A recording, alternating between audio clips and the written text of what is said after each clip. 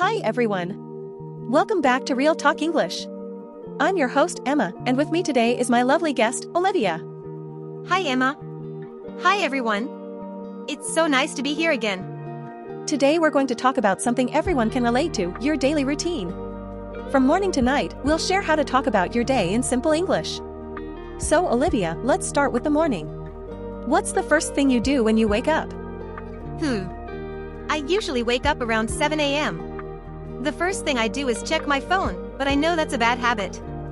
Haha, same here. Then what do you do next? After that, I brush my teeth, wash my face, and make a cup of tea. I like to start my day with something warm. Nice. I usually drink coffee and do a quick 10-minute stretch before breakfast.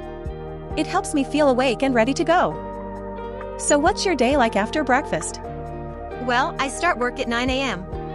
I work from home, so I open my laptop, check my emails, and plan my tasks for the day.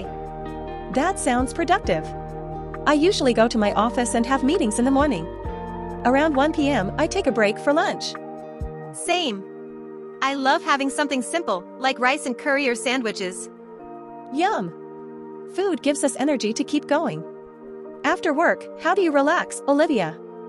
In the evening, I usually go for a short walk, then cook dinner. After dinner, I like to watch a show or read a book. That sounds so peaceful. I sometimes listen to music or call my family after dinner. It helps me unwind. What time do you go to bed? Usually around 10:30 p.m. Before sleeping, I set my alarm, scroll a little on my phone, and then go to sleep. That's a nice, simple routine. So today, we learned how to talk about your daily activities, from morning to night, using easy English. Yes.